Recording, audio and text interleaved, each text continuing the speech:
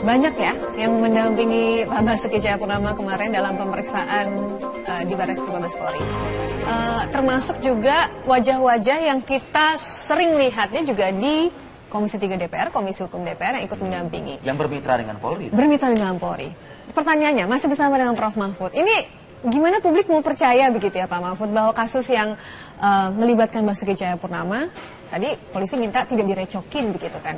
Tapi ternyata kemudian yang mendampingi adalah orang-orang yang memang tergabung dalam tim sukses, tapi juga merupakan gabung dalam Komisi Hukum DPR, mitra polisian juga.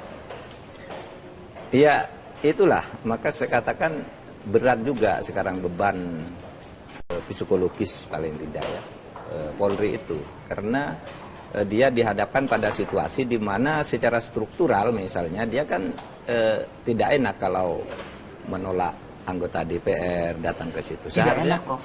Iya kan? Tapi punya kewenangan untuk DPR, gitu. Tidak enak. Harusnya dia punya tetap kewenangan. melihat. Oh iya, Iya kan? kalau saya polisinya saya tolak meskipun dia anggota DPR atau siapa, ini Anda tidak proporsional. Diatur nggak sih, Prof, di dalam... Nah itulah, di dalam hukum itu tidak ada larangan orang dampingi itu. Tapi kan hukum itu hanya kristalisasi, formalisasi dari etik. Kalau di dalam kode etik mestinya tidak boleh melakukan tindakan-tindakan yang akan mempengaruhi institusi lain, membuat image buruk terhadap polisi maupun dirinya. Itu kan sudah pelanggaran sebenarnya secara etik.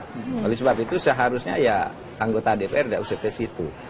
Tetapi ya kita harus ini juga, ini persoalannya memang sudah panas, sehingga kalau kita mempersoalkan seperti Trimedia, Junimat gitu, kita juga kan boleh mempersoalkan Fadlizon dan yang melakukan hal yang sama, meskipun bentuknya berbeda, tapi tujuannya sama kan, ini memihak gitu. Nah seharusnya mereka ini menahan diri ya, seharusnya menahan diri, percayakan itu pada proses dan jangan membuat situasi panas gitu ya. Jadi dua-duanya ini memang sudah ini. Saya kalau dari sisi mungkin orang bisa memarah-marahi Polri ini kok tidak netral gitu, bisa saja ya. Kok Ahok seperti dilindungi, Ahok diberi hati. Tampaknya iya, tetapi harus juga dilihat betapa banyak pencaci maki Ahok itu yang juga oleh polisi tidak diapa-apakan juga. Iya kan? Iya. Artinya kita maklum polisi itu dalam situasi terjepit. Oleh sebab itu harus kita dukung bersama-sama agar dia lurus lah.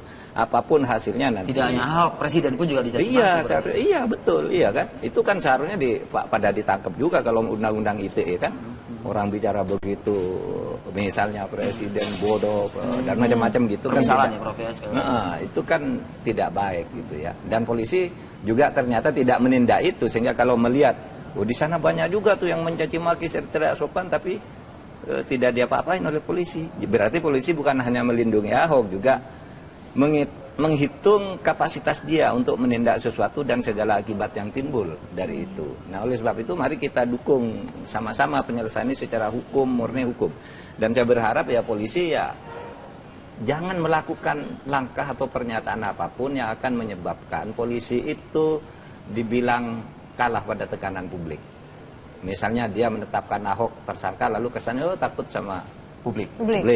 Tapi jangan juga menimbulkan kesan itu kan dilindungi gitu ya.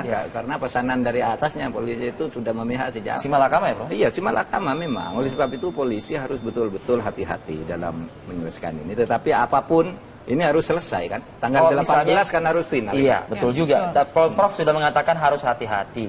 Berangkat dari pemeriksaan yang tadi ada di dalam kabar yang baru saja kami putar, artinya ada anggota DPR, DPRD yang merasa mengklaim, ya kami tim sukses, tim sukses. Ini hati-hati nggak nih jadinya nih?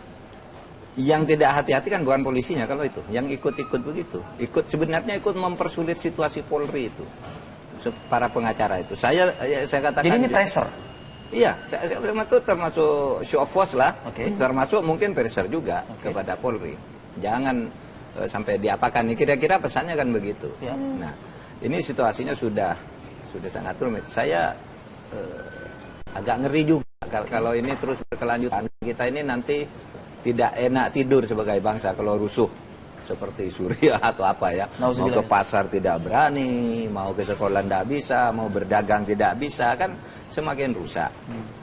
apakah kita tidak sebaiknya ini, mari kita cari jalan penyelesaian yang sebaik-baiknya untuk kemudian selesai urusan ini, lalu kita bekerja lagi nih sebagai bangsa. Karena kalau mencari menang kalah juga agak susah ya, menang kalah dalam pengertian pertarungan. Kalau pemilihan sih ukurannya kan pemilihan, tapi menang kalah dalam kasus ini bukan benar salah, ini akan menjadi sulit. Bagaimana kalau kita sekarang mencari benar dan salahnya, bukan menang dan kalahnya gitu. Gitu aja sebenarnya. Prof, gimana kemudian memberikan jawaban atau mencari jawaban kalau pihak-pihak yang menemani Basuki Cahayapurnama kemarin itu melepaskan jabatannya, melepaskan jaketnya dari institusi DPR, taruhlah Komisi Hukum.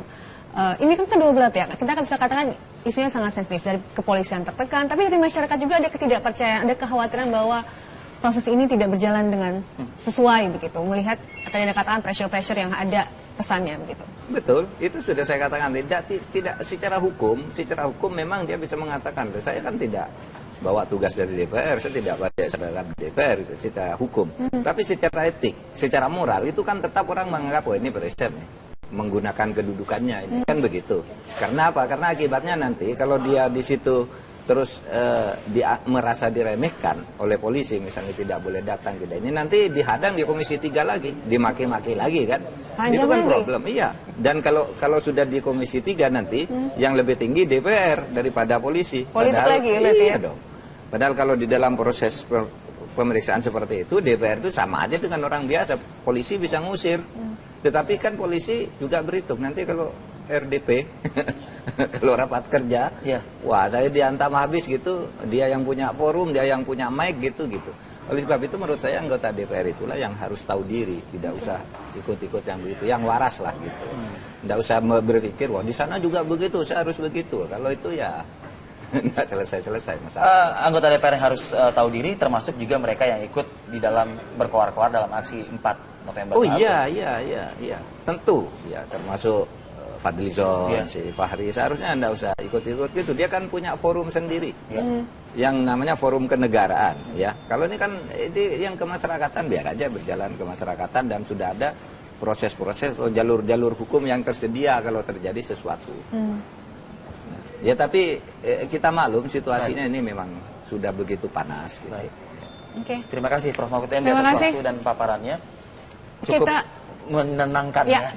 Sekali lagi kita tetap tunggu, beri kepercayaan barangkali ya Prof ya kepada pihak kepolisian ya. Kepada polisi, dan polisi juga supaya sadar bahwa masyarakat menunggu profesionalitas dan profesionalisme betul-betul ditegakkan dalam kasus ini. Baik. Terima kasih Prof. Mahfud waktunya. Ketemu lagi. Baik, kami masih akan kembali pemirsa dengan sejumlah informasi lainnya. Kita harus jeda terlebih dahulu. Apakah Indonesia Pagi akan kembali sesaat lagi. Partai Nasdem Surya Paloh berpesan kepada kader dan simpatisan Partai Nasdem agar mewaspadai gerakan yang berusaha mengalihkan semangat kebangsaan.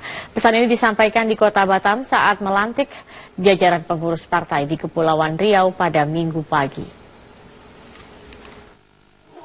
Kawasan pusat pertokoan Nagoya di pusat Kota Batam Minggu pagi berubah menjadi lautan manusia berwarna biru. Tidak kurang dari 70.000 kader dan simpatisan Partai Nasdem bersama warga Kota Batam berkumpul di lokasi ini untuk mengikuti prosesi pelantikan DPW dan DPD Partai Nasdem se-Kepulauan Riau. Pusat bisnis Kota Batam ini setiap hari Minggu pagi memang relatif sepi karena jeda aktivitas bisnis. Warga Kota Batam pun memanfaatkan kondisi ini untuk rekreasi. Aktivitas rekreasi warga yang berlangsung spontan itu tentu saja tidak terorganisir. Kali ini Partai Nasdem mengorganisir dengan menggelar jalan sehat untuk merayakan ulang tahun ke-5 Partai Nasdem dan menjadi bagian dari pelantikan pengurus Partai Nasdem Provinsi Kepulauan Riau. Kedatangan Surya Paloh di Batam disambut dengan tari persembahan yang dilanjutkan dengan prosesi tepung tawar. Ini merupakan adat istiadat Melayu yang digelar untuk menyambut tamu kehormatan. Prosesi pelantikan DPW dan 7 DPD atau kepengurusan tingkat kabupaten dan kota ditandai penyerahan pataka partai dari Ketua Umum kepada Ketua DPW Nurdin Basirun yang juga Gubernur Kepulauan Riau. Massa menyambut prosesi pelantikan ini dengan antusias. Surya Paloh merespon dengan mengajak massa berdialog tentang faktor-faktor yang menentukan kemajuan suatu bangsa. Dalam hal ini, ia merujuk ke negara tetangga yang telah meninggalkan Indonesia jauh di belakang. Lihatlah negara tetangga kita itu yang hanya 30 mil jaraknya dari tempat ini. Mereka telah jauh meninggalkan kita dalam berbagai aspek kehidupan kebangsaan yang mereka miliki. Kalau kita bertanya, apa yang menyebabkan mereka lebih maju daripada kita? Apa itu? Oh, mereka lebih jujur. Satu soal. Ada lagi? Ada? Mereka tidak korupsi.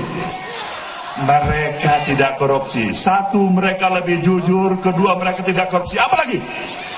Tegas. Mereka lebih tegas.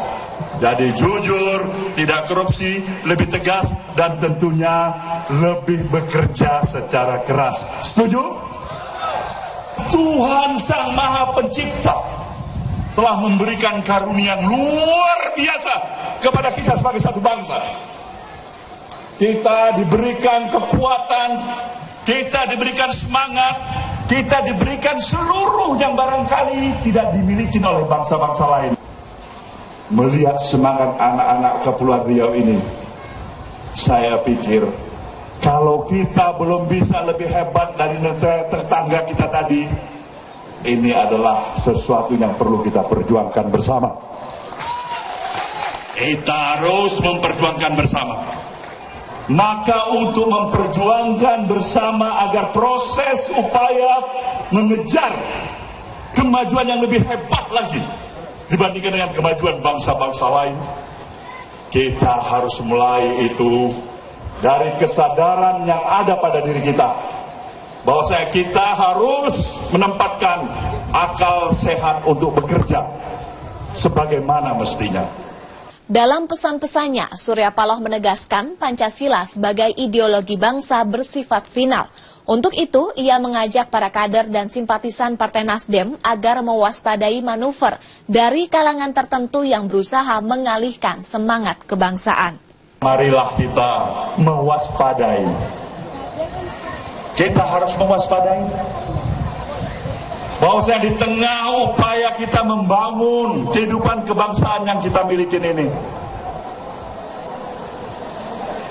ada upaya-upaya dari sebahagian segelintir anak bangsa ini yang mencoba membalikkan suatu pemahaman dari arti semangat menggelorakan semangat nasionalisme kebangsaan itu ke arah menggelorakan semangat dalam pandangan dan aliran yang sempit. Maka kalau itu kita biarkan, kalau itu tidak kita hadapi dengan suatu spirit dan semangat kembali mempertahankan sistem nilai ideologi kebangsaan yang kita miliki, maka bumi pertiwi ini menangisin keberadaan kita sebagai anak-anak bangsa yang sayang pada bangsa dan negara kita cinta ini. Pelantikan DPW dan 7 DPD merupakan puncak konsolidasi Partai Nasdem di seluruh Provinsi Kepulauan Riau. Dari Kota Batam, Provinsi Kepulauan Riau, Tim Liputan Metro TV. Untuk mengembang mimpi partai.